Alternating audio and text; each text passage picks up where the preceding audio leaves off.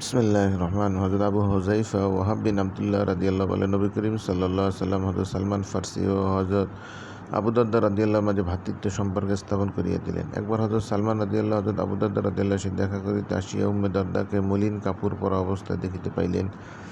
তখন উম্মে দারদা রাদিয়াল্লাহুকে জিজ্ঞাসা করেন, তোমার এই অবস্থা কেন? উম্মে দারদা রাদিয়াল্লাহু বলেন, দুনিয়ার কোনো কিছুর প্রতি তোমার ভাই আবু দারদার কোনো প্রয়োজন নাই। পরে আবু দারদা আসিলেন এবং সালমান রাদিয়াল্লাহুর জন্য খাবারের ব্যবস্থা করিলেন। অতঃপর তাহাকে বললেন, তুমি খাও, আমি রোজাদার। সালমান বললেন, তুমি না খাওয়া পর্যন্ত আমি খাইব না। তখন তিনি তাহার সঙ্গেও খাইলেন এবং রাত্র হইল। তখন আবু দারদা নামাজে দাঁড়াইতে গেলেন, কিন্তু হযরত সালমান রাদিয়াল্লাহু তাকে ঘুমাইতে বললেন। তখন তিনি ঘুমাইয়া পড়িলেন। কিছুক্ষণ পর আবার তিনি নামাজে দাঁড়াইয়া গেলেন।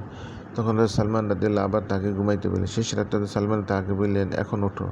অতঃপর উভয়ে নামাজ পড়িলেন। হযরত সালমান তাহাকে বললেন, নিঃসন্দেহে তোমার উপর তোমার পরিবারের হক রহিয়াছে এবং তোমার উপর তোমার নফসের হক রহিয়াছে এবং তোমার উপর তোমার পরিবারের হক রহিয়াছে। সুতরাং প্রত্যেক হকদারকে তার হক আদায় করো। পরে আবু দারদা রাদিয়াল্লাহু নবী করিম সাল্লাল্লাহু আলাইহি সাল্লামের খেদমতে হাজির হইয়া তাহাকে ঘটনা জানাইলেন। তখন নবী করিম সাল্লাল্লাহু আলাইহি ওয়াসাল্লাম বললেন, সালমান সত্য বলিয়াছে। বুখারী শরীফ।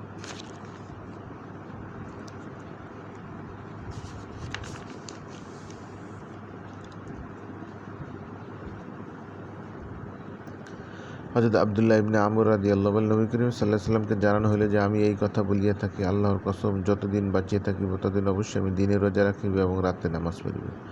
তখন রাসূলুল্লাহ সাল্লাল্লাহু আলাইহি ওয়াসাল্লাম আমাকে জিজ্ঞেস করেন, তুমি নাকি এমন কথা বলো? আমি আরজ করি, ইয়া রাসূলুল্লাহ, আমার পিতামাতা আপনার জন্য উৎসর্গিত, অবশ্যই আমি তাহা বলিয়াছি। তিনি বলেন, তুমি উহা পারিবে না। সুতরাং রোজা রাখো, আবার পানাহার করো, তদ্রূপ নিদ্রা যাও, আবার নফল নামাজে দাঁড়াও। আর মাসে 3 দিন রোজা রাখো, কারণ একটি নেক কাজে 10 গুণ সওয়াব পাওয়া যায়। সুতরাং সওয়াবের ক্ষেত্রে ইহা সারা বছর রোজা রাখিবার সমতুল্য হইবে। আমি আরজ করিলাম, আমি তো ইহার অধিক সামর্থ্য রাখি। তিনি বললেন, তবে 1 দিন রোজা রাখো আর 2 দিন বেরোজা থাকো। আমি আরজ করিলাম, আমি তো ইহারও অধিক সামর্থ্য রাখি। তিনি বললেন, তবে 1 দিন রোজা রাখো আর 1 দিন পানাহার করো। ইহা দাউদ আলাইহিস সালামের রোজা এবং ইহাই সর্বাধিক ভারসাম্যপূর্ণ রোজা। অন্য বর্ণনা আছে, ইহা সর্বোত্তম রোজা। আমি আরজ করিলাম, আমি তো ইহারও অধিক সামর্থ্য রাখি। তখন রাসূলুল্লাহ সাল্লাল্লাহু আলাইহি ওয়াসাল্লাম বললেন, ইহার চাইতে উত্তম কোনো কাজা নাই, ইহার চাইতে উত্তম কোনো রোজা নাই। বৃদ্ধ বয়সে হযরত আব্দুল্লাহ বলিতেন, রাসূলুল্লাহ সাল্লাল্লাহু আলাইহি ওয়াসাল্লাম কথা মতো 3 দিনের রোজা কবুল করিয়া লওয়া এখন আমার নিকট আমার পরিজন ধন সম্পদ চাইতে প্রিয় মনে হয়।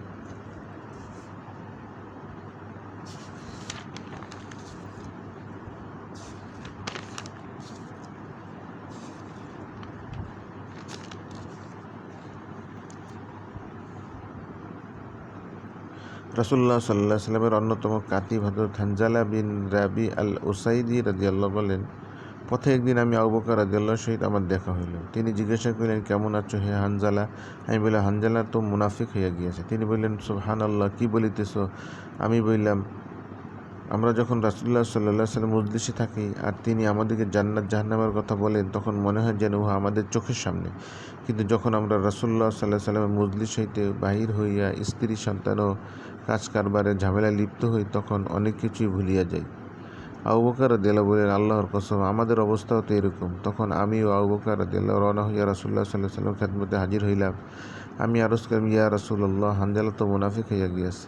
রাসূলুল্লাহ সাল্লাল্লাহু আলাইহি ওয়াসাল্লাম বললেন, ইহার অর্থ কি? আমি আরজ করি, ইয়া রাসূলুল্লাহ, আমরা যখন আপনার নিকট থাকি এবং আপনি আমাদেরকে জান্নাত জাহান্নামের কথা বলেন, তখন উহা যেন আমাদের চোখের সামনে থাকে। কিন্তু যখন আপনার নিকট হইতে বাহির হই এবং স্ত্রী পুত্র ও কাজ কারবারে ঝামেলায় লিপ্ত হই, তখন অনেক কিছু ভুলিয়া যাই। তখন রাসূলুল্লাহ সাল্লাল্লাহু আলাইহি ওয়াসাল্লাম বললেন, ওই সত্তার কসম যাহার হাতে আমার প্রাণ, যদি তোমরা আমার নিকট থাকাকালীন আধ্যাত্মিক অবস্থার উপর এবং আল্লাহর জিকির ও স্মরণের উপর সর্বদা বহাল থাকিতে, তবে ফেরেশতাগণ তোমাদের বিছানা এবং তোমাদের পথে ঘাটে তোমাদের সঙ্গে মুসাফাহা করিতেন। কিন্তু হে হানজালা, এমন অবস্থা মাঝে মধ্যে হইয়া থাকে, সর্বদা হয় না। ইহা 3 বার বললেন। মুসলিম শরীফ।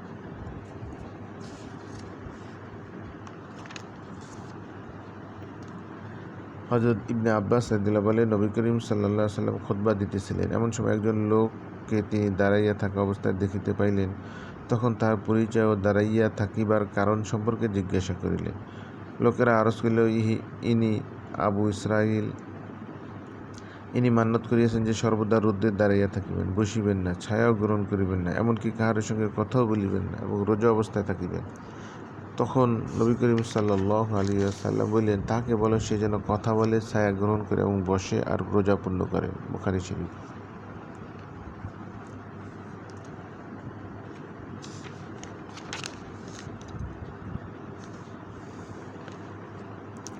হযরত আয়েশা রাদিয়াল্লাহু হইতে বর্ণিত হাদিসে আছে, আল্লাহর নিকট সর্বাধিক প্রিয় আমল উহা যাহার উপর উহার আমলকারী অবিচল থাকে, সর্বদা আমল করে।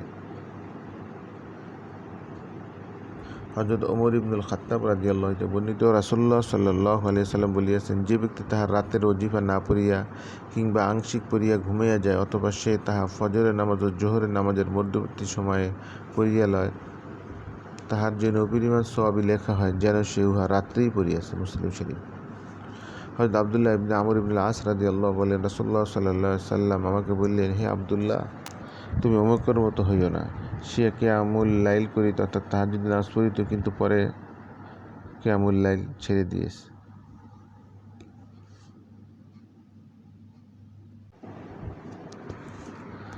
হযরত আয়েশা রাদিয়াল্লাহু বলেন, রাসূলুল্লাহ সাল্লাল্লাহু আলাইহি ওয়াসাল্লামের রাত্রে নামাজ যদি ব্যথা বা অন্য কোনো কারণে বাদ পড়িয়া যাইত, তবে তিনি দিনে উহার পরিবর্তে 12 রাকাত পড়িয়া লইতেন। মুসলিম শরীফ।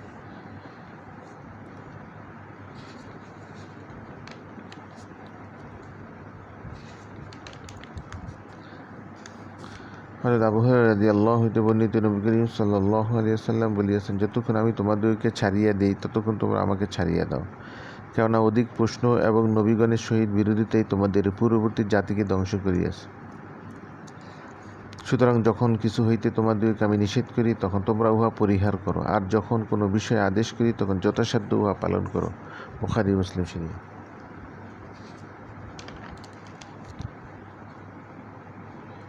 হযরত আবু নাজিহ ইরবাজ বিন সারিয়া রাদিয়াল্লাহু বলেন, একবার রাসূলুল্লাহ সাল্লাল্লাহু আলাইহি ওয়াসাল্লাম আমাদেরকে এমন মর্মস্পর্শী ও সারগর্ভ উপদেশ দান করিলেন যে আমাদের হৃদয় ভয়ে বিগলিত হইল এবং চক্ষু অশ্রুপূর্ণ হইল। তখন আমরা আরজ করি, ইয়া রাসূলুল্লাহ, ইহা তো বিদায় উপদেশের মতো মনে হইতেছে। সুতরাং আমাদেরকে সর্বাঙ্গীন ও পর্যাপ্ত উপদেশ দান করুন। তিনি বললেন, আমি তোমাদেরকে তাকওয়া, আল্লাহভীতি অবলম্বনের এবং পূর্ণ আনুগত্য প্রদর্শনের উপদেশ দিতেছি, যদিও তোমাদের উপর কোনো হাবশী গোলাম আমির শাসকরূপে চাপিয়া বসে, আর তোমাদের মধ্যে যে দীর্ঘ লাভ করিবে, সে বহু মতবিরোধ দেখিতে পাইবে। তখন তোমরা আমার সুন্নত এবং হেদায়েতপ্রাপ্ত খোলাফায়ে রাশিদিনের সুন্নত অনুসরণ করিও এবং উহা মজবুতভাবে আঁকড়াইয়া ধরিও এবং সকল নব উদ্ভূত বিষয় তথা বেদাত হইতে নিজেদেরকে রক্ষা করিও, কেননা প্রতিটি বেদাত গুমরাহির উৎস।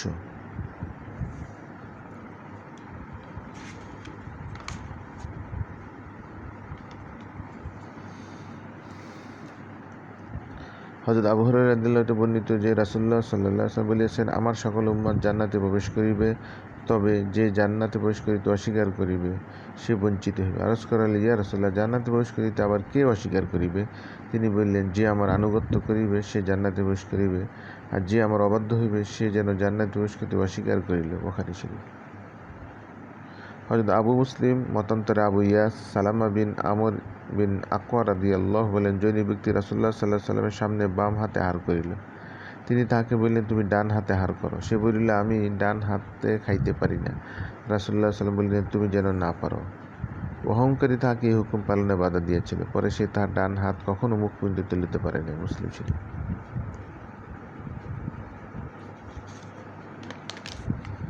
হযরত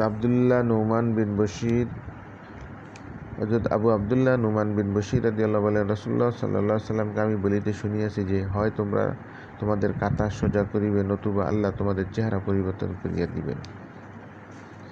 মুসলিম শরীফের এক বর্ণনা আছে, রাসূলুল্লাহ সাল্লাল্লাহু আলাইহি ওয়াসাল্লাম আমাদের কাতারসমূহ এমনভাবে সোজা করিতেন যেন উহা দ্বারা তিনি তীরের কাঠি সোজা করিতেছেন। এমনকি যখন তিনি দেখিলেন যে আমরা বিষয়টি তাহার নিকটিতে বুঝিয়া লইয়াছি, তখন তিনি নামাজ শুরু করিতেন। অতঃপর একদিন তিনি নামাজের জন্য বাহির হইলেন এবং মুসাল্লায় দাঁড়াইলেন। এমনকি তিনি তাকবীর বলিতে যাইবেন, এমন সময় একজন লোককে দেখিতে পাইলেন, যাহার সিনা কাতার হইতে বাহির হইয়া আছে। তখন তিনি বলিলেন, হে আল্লাহর বান্দাগণ, হয় তোমরা তোমাদের সফ সোজা করিবে, নতুবা আল্লাহ তোমাদের চেহারা পরিবর্তন করিয়া দিবেন।